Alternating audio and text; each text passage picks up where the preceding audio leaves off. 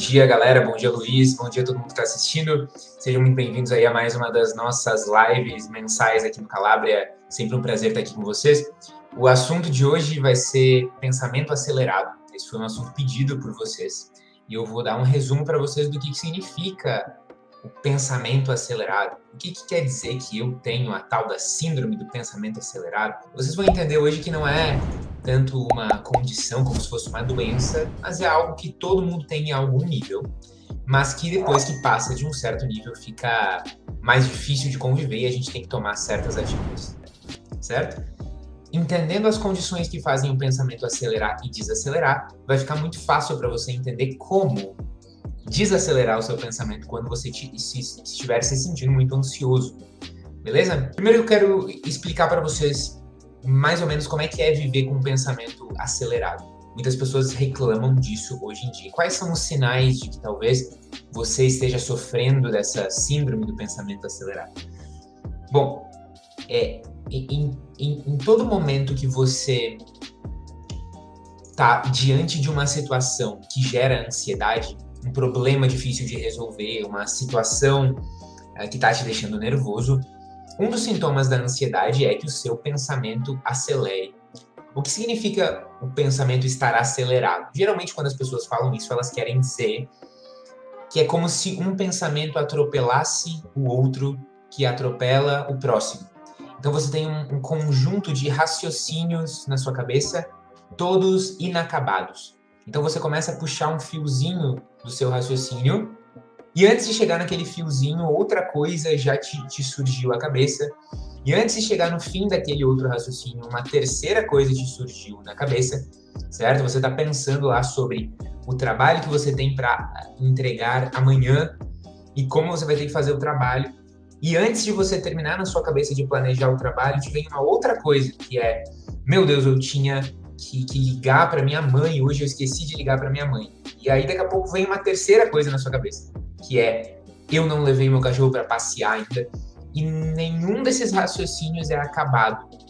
Ou seja, você pensa bastante sobre tudo o que tem para fazer, mas em nenhum desses casos você vai lá e faz alguma coisa, você não se compromete com fazer alguma coisa. Deu para entender? Esse pensamento acelerado, por mais que ele se mexa muito, então a sua mente está indo daqui para lá, para lá, para lá, para lá, para lá, o que acaba acontecendo é que você fica paralisado. Então tá aí uma coisa contraintuitiva. O pensamento acelerado faz você ficar paralisado. É aquela situação da paralisia por sobrecarga. Eu tenho tanta coisa para fazer, tantos prazos acabando, tantos raciocínios inacabados, que eu não consigo simplesmente escolher uma coisa para fazer e fazer aquilo. Então, junto com a sensação de pensamento acelerado, geralmente vem uma sensação de eu não vou dar conta. Muito comum que surjam esses pensamentos, nossa, eu não consigo dar conta, é muita coisa, eu estou sobrecarregado, eu não vou dar conta. Esse é o estado de pensamento acelerado, que é uma mistura de ansiedade com sobrecarga, certo? E muitas vezes com cansaço, que como a gente vai ver ao longo da aula, existem fatores biológicos que aceleram também o seu pensamento. Vamos lá, eu fiz uma lista aqui do que acelera o nosso pensamento e o que desacelera o nosso pensamento, para você entender o que você pode fazer para desacelerar ou acelerar, se você quiser. Mas antes, eu queria explicar a lógica por trás disso tudo. Não é sempre ruim que o seu pensamento se acelere. Vou dar um exemplo para vocês. Digamos que você está numa rua escura, voltando para casa de noite, e você sabe que aquela rua é meio perigosa, e do outro lado da rua você vê uma figura meio suspeita andando. Nesse momento, seu pensamento tem que ser acelerado. Rapidamente você tem que entender, ok, aquela pessoa pode me assaltar, eu posso entrar nessa próxima rua, eu posso sair correndo e voltar para trás, eu posso acelerar o meu passo e eu chego mais ou menos em 3 minutos em casa se eu correr. Tudo isso passa na sua cabeça num instante, certo? Porque você tem que pensar rápido nesses momentos. Em situações de perigo, em situações de crise, você tem que pensar rápido. Digamos que você está lá passeando com o seu filhinho, com o seu marido e tal, e aí o seu filhinho tem uma convulsão, começa a se contorcer e a ter uma convulsão. Naquele momento, você não pode estar tranquilo, você tem que estar com o pensamento acelerado. A primeira coisa que tem que vir na sua cabeça é, ok, o que se faz quando uma criança tem uma convulsão? Eu já sei que eu não posso puxar a língua da criança. Como que eu faço para ligar para alguém que venha buscar? A gente está de carro, a gente deve levar no hospital, a gente deve ligar para a SAMU? Será que tem algum hospital aqui perto? São vários pensamentos que vão surgindo na sua cabeça ao mesmo tempo.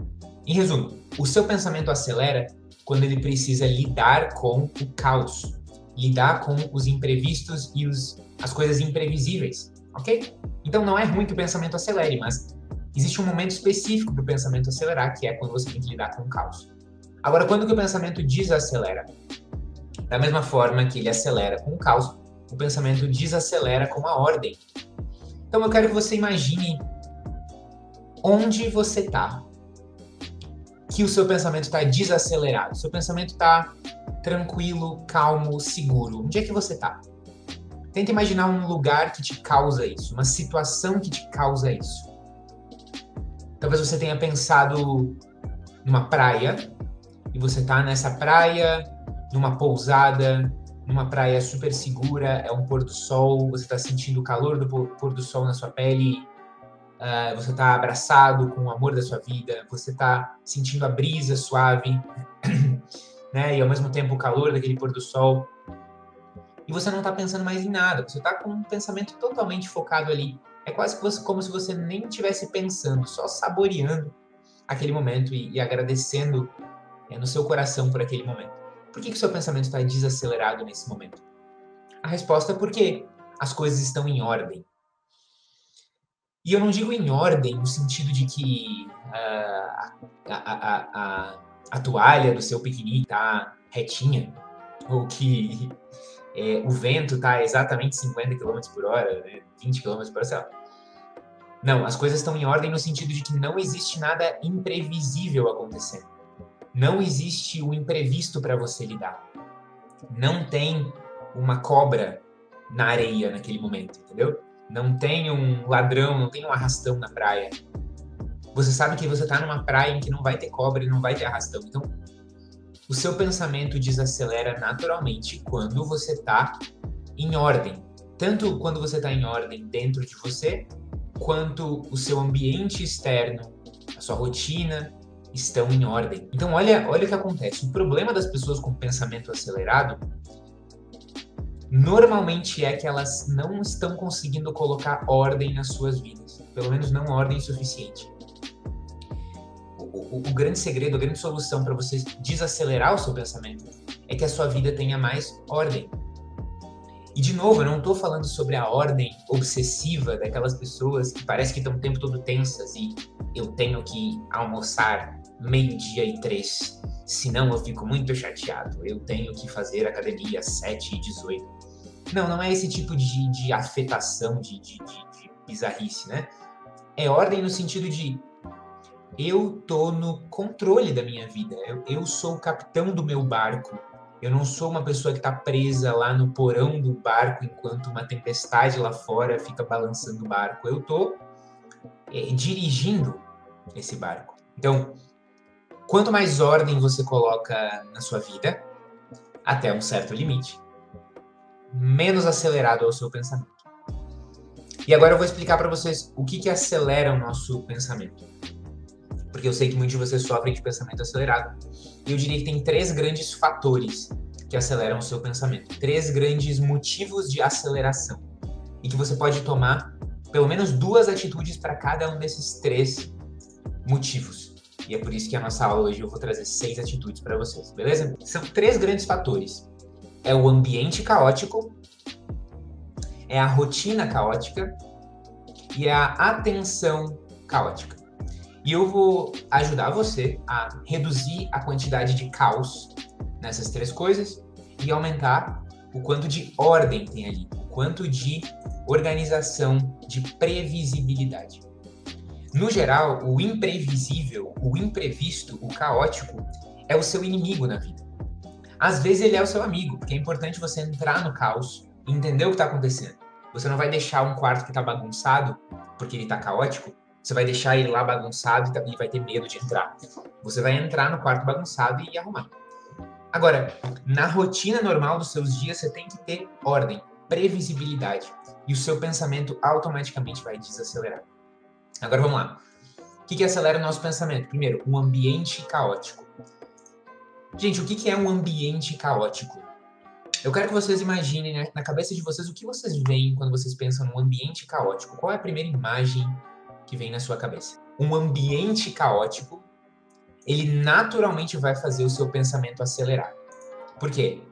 Porque num ambiente caótico você tem muitas distrações, é difícil encontrar as coisas e é um ambiente feio.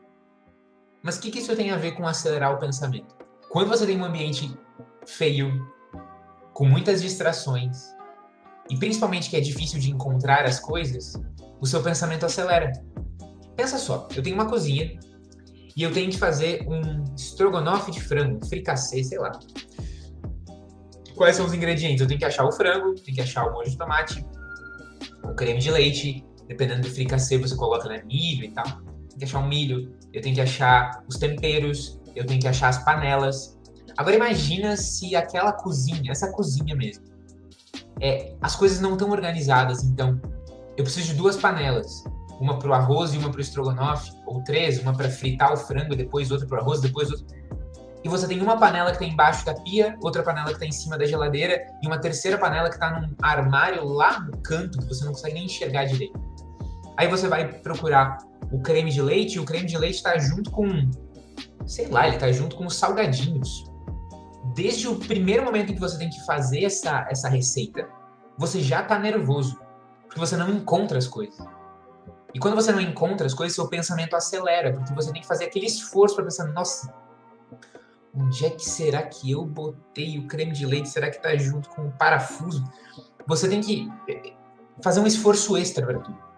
Agora, quando o ambiente está organizado, esse ambiente flui como um rio que vai fluindo. Assim, você entra no ambiente e você tem uma intuição sobre onde as coisas estão, porque as coisas parecidas estão juntas e cada coisa tem o seu lugar, e você vai pegando e fazendo, e o seu pensamento vai desacelerando porque você entra, mergulha naquela tarefa, não é?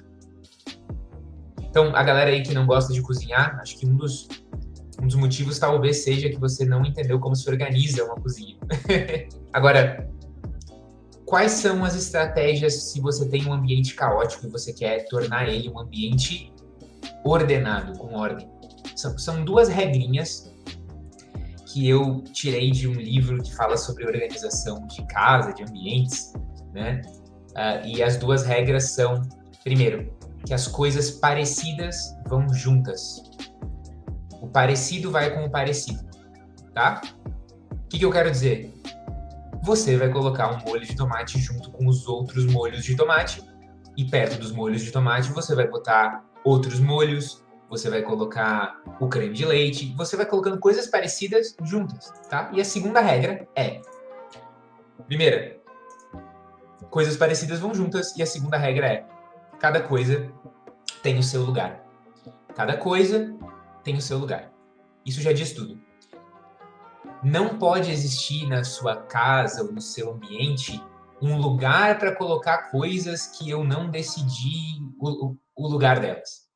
Tudo bem que você tem uma gaveta da bagunça ou até um armário da bagunça, não é o ideal, mas pode acontecer.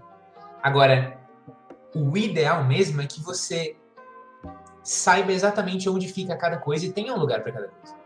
Pô, onde ficam os temperos? Tem um lugar lá que eu ponho os temperos. Tá, onde é que ficam as roupas de cama? Não, tem um lugar lá que todas as roupas de cama vão juntas. Agora, o segundo elemento, a segunda coisa que acelera o seu pensamento é uma rotina caótica. O que é uma rotina caótica? Eu defino a rotina caótica da seguinte forma. Uma rotina caótica é uma rotina em que tem sempre alguma coisa te pegando de surpresa. Eu confesso para vocês que eu tenho alguns traços de déficit de atenção, TDAH. E por muito tempo a minha rotina foi mais caótica do que ela é hoje. Porque, como eu não lembrava tudo de cabeça, e ninguém lembra tudo de cabeça a partir do momento que tem 120 tarefas, né? Não tem como lembrar tudo. Mas eu não lembrava mesmo. E eu tinha esquecido de colocar aquilo no meu calendário, na minha agenda do Google. Eu acordava e eu descobria que daqui a 1 hora eu tinha uma palestra. Eu acordava e descobria que daqui a 1 hora eu tinha uma reunião super importante e que não era nem em Porto Alegre. Quer dizer, a minha rotina me pegava de surpresa. Tinha sempre alguma coisa me pegando de surpresa. Então, como é que eu hoje coloco ordem na minha rotina? E eu sugiro isso para os meus pacientes também. É que você tenha horários fixos para pelo menos 3 coisas. 3 horários fixos na sua vida. Os horários fixos das refeições. Então, que você se esforce para sempre comer mais ou menos no mesmo horário. Segundo, horários fixos para trabalhar. Que você tenha um início e um fim do seu trabalho, ou no seu caso, talvez o estudo, né? E por fim, horários fixos de sono. Ou seja, que você jamais, nunca, crie o hábito de dormir em horários diferentes a cada dia. Às vezes eu durmo às 10 da noite, às vezes eu durmo à 1 da manhã, às vezes eu durmo às 8, às vezes eu durmo 3 da manhã. Isso é uma das piores coisas para a ansiedade que existe. Você tem que ter horários fixos para essas 3 coisas: refeições, trabalho e sono.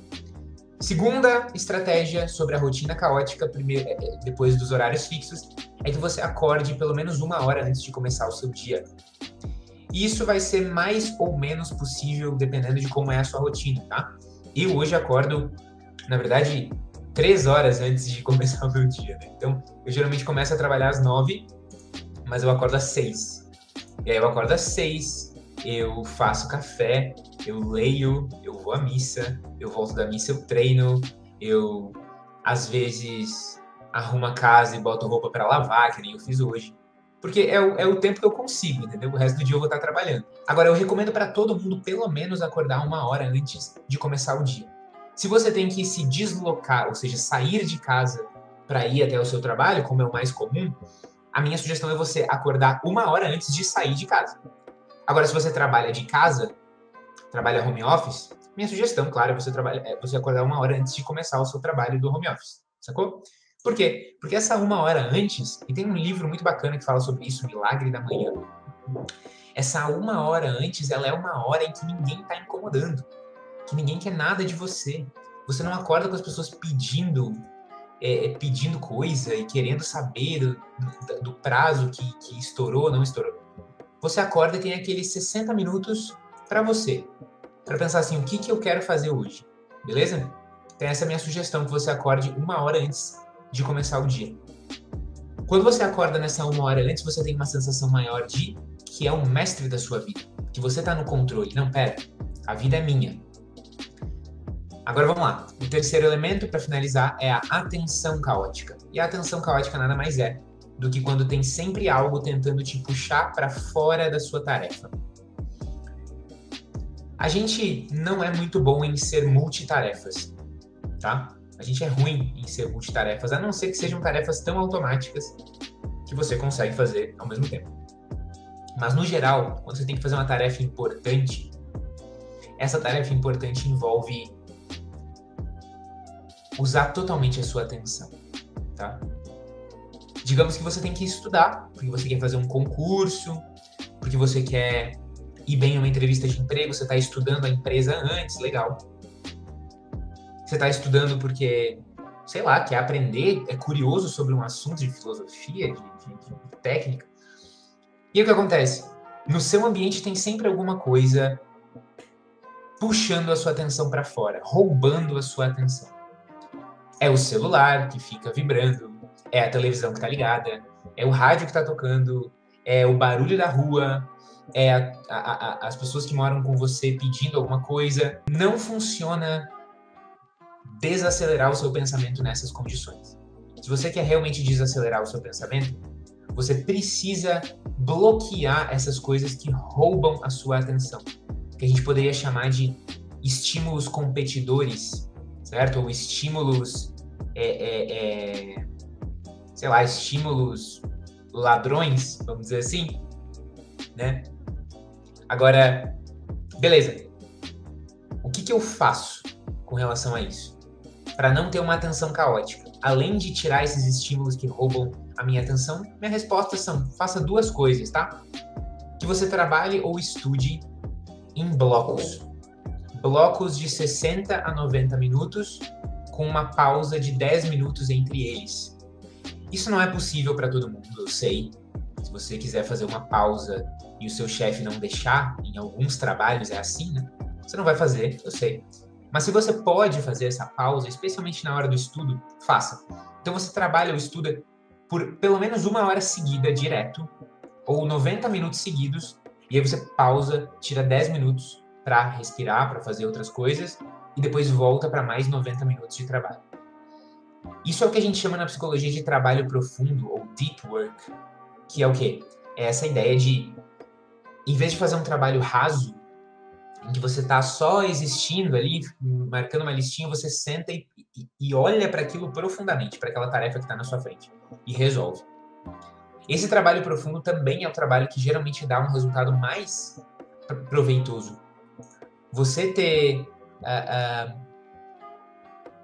30 minutos de um estudo, uma sessão de estudo de 30 minutos, em que você está mexendo no celular, olhando o Twitter, ouvindo televisão, quantos minutos você realmente estudou? Às vezes você estudou 7 minutos. E depois você ficou perdendo tempo. Agora, imagina que você estudasse realmente 30 minutos sem nenhuma distração. Com aquele estado quase de flow, né? Você entra no fluxo. Porque tá tudo conduzindo você a entrar naquele fluxo. É isso que você tem que criar, tá? E essa é a minha sugestão, que você trabalhe por blocos. Por fim, a segunda estratégia para aliviar a atenção caótica é que você desligue todas as notificações do seu celular, mesmo quando você não está estudando. E depois você só reative quais são as mais essenciais. Você tem controle, sabe, sobre as notificações que o seu celular mostra. E pouca gente presta atenção nisso. Mas uma das coisas que mais alimenta o seu vício em celular e faz você ser uma pessoa com pensamento acelerado é que as redes sociais querem acelerar o seu pensamento. Para elas é vantajoso que você fique com um pensamento acelerado, sempre querendo saber da próxima novidade, investigar o próximo perfil, olhar o que a outra pessoa postou, ver qual é o stories que ela acabou de postar, clicar no site que a influenciadora mandou você clicar. O que isso faz com o seu corpo? Acelera sua mente. Há 30 segundos você estava vendo uma foto de gatinho e agora você está vendo um shake que alguém recomendou. E daqui a 5 segundos você está vendo uma notícia do Afeganistão. Quer dizer, se tem uma receita para você acelerar sua mente, é isso. E sabe como que o celular força você a entrar nas redes sociais? Ele usa o mecanismo das notificações. As notificações, elas são a ponte entre o seu foco e a falta de foco completa nas redes sociais. Só que eles querem que você entre no aplicativo porque eles têm que mostrar para você anúncios. E eles ganham dinheiro com os anúncios, né? Naturalmente. Então, o que você tem que fazer? Você tem que cortar essa ponte, queimar essa ponte. Como que você queima essa ponte? Você tem que decidir quando você for entrar nas redes sociais, você vai entrar por decisão própria. Não porque uma notificação puxou você lá para dentro. Então você vai nas configurações do seu celular e desliga todas as notificações de todos os aplicativos. Depois de desligar, só depois de desligar todas, é que você vai olhar de novo para essa lista e você vai reativar as notificações que você achar importantes. É isso. Você olha para a lista e liga de novo as notificações importantes. Então eu tenho todas as notificações do meu celular desligadas, menos algumas importantes do WhatsApp e do aplicativo de agenda, porque a minha agenda avisa dos meus compromissos, né? E talvez um ou outro aplicativo que eu tenha decidido manter ligado. O resumo da palestra é o seguinte: o caos na nossa vida faz o nosso pensamento acelerar. E é normal ter uma quantidade básica de caos na nossa vida. Tudo isso é normal. Mas não pode ser caos demais, porque o caos em excesso acelera o seu pensamento por tempo demais. Você fica muito ansioso. Então, o caos tem um lugar na sua vida, mas o resto da sua vida tem que ser ordenada, tem que estar em ordem. E a ordem acontece no seu ambiente, a ordem acontece na sua rotina, nos seus horários, e a ordem acontece na sua atenção. Ok? Se você consegue injetar mais ordem no seu ambiente, na sua rotina, na sua atenção, o seu pensamento vai desacelerar.